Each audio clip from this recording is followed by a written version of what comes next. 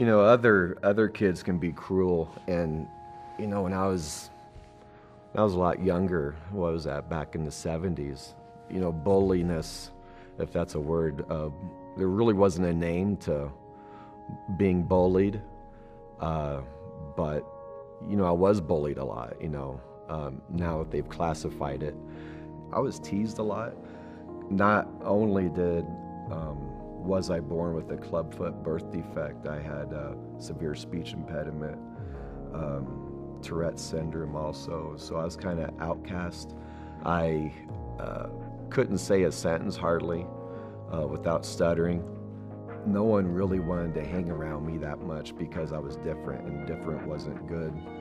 A lot of kids see different as being a sign of weakness. I was kind of isolated, kind of kept to myself because that was the safe area for me to be in. I don't know, I just never really had a good opportunity to make friends and build relationships. I just one day woke up and had enough of it, and I figured, why am I going to allow other people to make fun of me when I can go ahead and do that myself in a way and take the sting out of it. And after a while, other kids started coming around and started to accept me for who I am, and and actually some kids was actually starting to see Bruce for who Bruce is. I was in and out of the hospitals a lot. On my last surgery when I was 17, the doctors had told my parents that later on in life, around my 30s, that there'd be something else that needs to be done. They really didn't know what that would have been. When I first heard the word amputation, I immediately said, "Oh no, I don't want to go through an amputation. I don't want that. I can't imagine losing my limb, even though it's a dysfunctional limb." I just sat down one day and I made a pros and cons list, and there was more benefit for me having an amputation than not. The amputation was something coming since 2007, and I didn't realize that. I don't regret my amputation. I don't regret the choice. In fact, I'm walking better today than I ever have in my whole entire life. But there were still some hard roads ahead of me. I hit a spot in my life where depression really hit hard. I think a lot of aspects, I let my family down. I just felt detached, and part of that detachment after my amputation was in my healing process physically, and I was masking the emotional part of it, and actually came to acceptance that I am experiencing depression, and what do I need to do to overcome that? And I think the one thing that helped me not to come up with a plan to end my life was my faith, was my faith in God. My faith had told me that, if I did this, then, it's putting a permanent solution to a temporary problem, and there's no taking it back. And I know exactly what would happen to me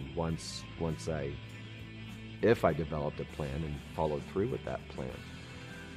If I had the opportunity to go back to 1970, May 24th, 1970, when I was born, and someone said you can change anything in your life, I don't think I would. Just for the simple fact that the challenges in my life, my birth defect, my severe stuttering, or my Tourette's, would change me as a person of who I am. And if I go back and change any of that, I wouldn't be who I am today, and I wouldn't have had the opportunities that I've had in my life. I'm totally happy where I'm at now. Don't get me wrong, I still have rough days, and I don't mask it anymore. And I think some people have a hard time with that because they're used to seeing Bruce happy-go-lucky all the time, but I think it's important that they see Bruce in his good times and also see me in my rough times also. I didn't want to be known as right off the bat as an amputee. I wanted people to know Bruce and what Bruce has to offer.